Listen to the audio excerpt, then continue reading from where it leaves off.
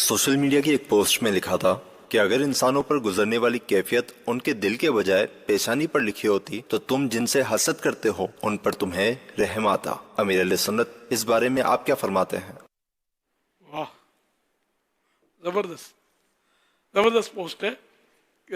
जैसे कि हम किसी मालदार को देखें, मालदार को देखकर गरीब आदमी दिल में हसद करे कि इसका माल जाता रहे। हसद ही बोलते हैं उसको।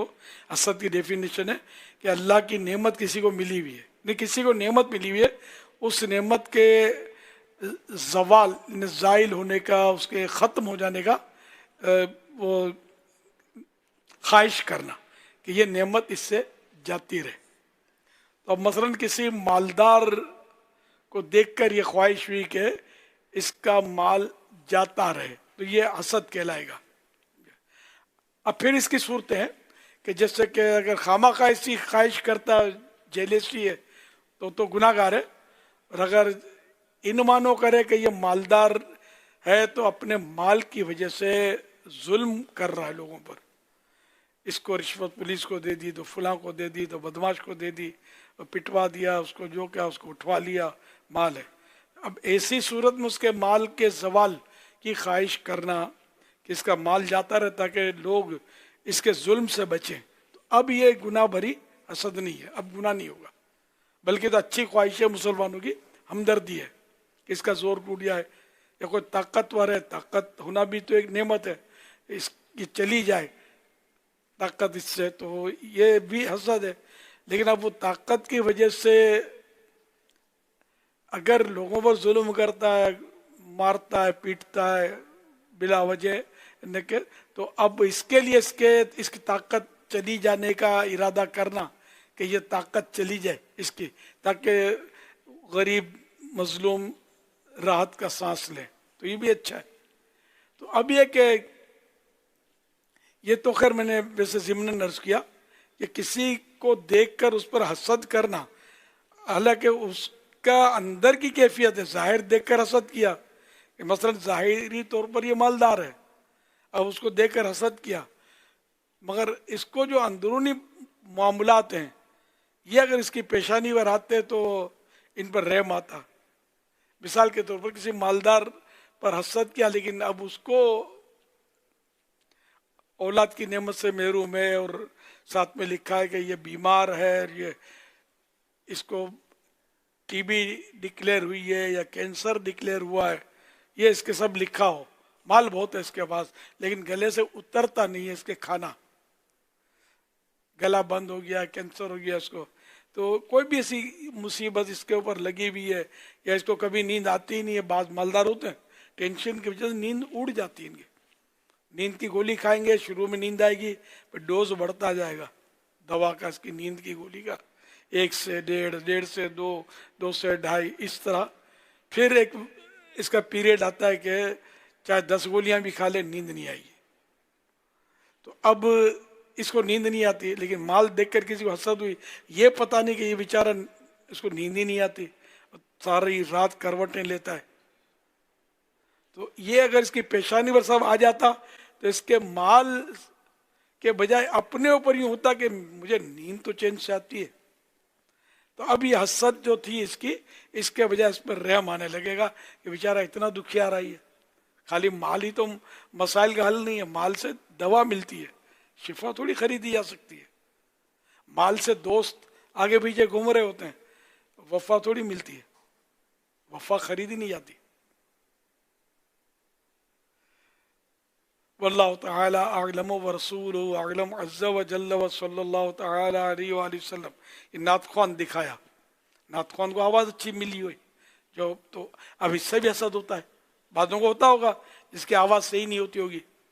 तो ये क्या है, अगर नात ख़्वान की अंदरूनी कैफियत पता चले कि घर के दुख पता चले, इसके रोज़गार के दुख पता चले, औलाद के दुख पता चले, अगर हैं तो वाकई से दुख हो के वो दुख आपको नहीं है, तो अब हसद के बजाय जबकि वो पेशानी पर आ गया, मसलन पता चल गया आपको, तो अब रहम आएगा कि यार इससे ज़्यादा तो मेरे पास नेमतें हैं, ये तो बेचारा ठीक है आवाज़ अच्छी है लेकिन इतना दुखी आ रही है। तो ये होता है, मतलब कि ये बहुत अच्छा मतलब इन्होंने लिखा है कि दिल की कैफियत ظاہری کچھ ہوتا ہے, دل کی کیفیت کچھ ہوتی ہے. میرے ہونٹوں کا تبسم تو سب نے دیکھ لیا, میرے ہونٹوں کا تبسم تو سب نے دیکھ لیا, جو دل پہ بیت رہی ہے وہ کوئی کیا جانے. صلو علی الحبیب صلی اللہ علیہ وسلم. نیران شورا کسی سفر سے واپسی تھی, وہ تربیتی سیشن تھا, تو اسی پر مطلب وہ ایک اپنی کسی سفر کا معاملہ بیان کیا کہ ایک ملک میں کسی نے اسلامی بھائی کسی شخصیت کے بارے میں انہوں نے غائبانہ تعارف کرایا تھا کہ بڑی مالدار اور بڑا نام تھا ان کا. تو کہا کہ بہرحال ان کیا کوئی حلقہ لگا ہوا تھا, تو وہاں پر میں گیا بھی تھا. تو کہا بعد میں اس نے کہا کہ 10 منٹ چاہیے. وہ 10 منٹ بیٹھ کے مجھ سے الگ سے اس نے کچھ باتیں کی اپنی پرسنل. تو کہا وہ جو پرسنل باتیں کر کے اس نے جو اپنے آپ کو پیش کیا نا کہ وہ کتنا پریشان اور معاملات میں گھرا ہوا ہے, تو مجھے لگا کہ شاید اس ملک کا سب سے غریب یعنی جو ہے نا بندہ یہی ہے. یعنی یوں بظاہر مال ہے, بظاہر آسائش ہے, لیکن در حقیقت وہ بہت اندر سے جو ہے نا وہ ٹوٹا ہوا, جیسا بھی آپ نے بھی چند ایک مثالیں دیں. مالدار بعض اوقات ہارٹ فیل ہو جاتے ہیں, جی جی, رات کو سوتے ہیں, دن کو جاگ نہیں آتی ان کو. وجہ کہ اتنے قرضے آ گئے ہوتے ہوں, تو اس میں ٹینشن لے گیا. یا بعض اوقات کہ لوگ پیسے کھا جاتے ہیں, اس کے ہے اس کے بعد 10 ارب روپے, لیکن کسی کے 5 ارب روپے کو کھا جائے بالفرض, یا پھنس جائیں, سو جائیں, ڈوب جائیں, تو اس کو ٹینشن تو آئے گا. یہ ٹینشن ہارٹ فیل کا سبب بنے گا, یا ہارٹ اٹیک ہو جائے گا, اس کو بے چینی رہے گی, نیند اڑ جائے گی.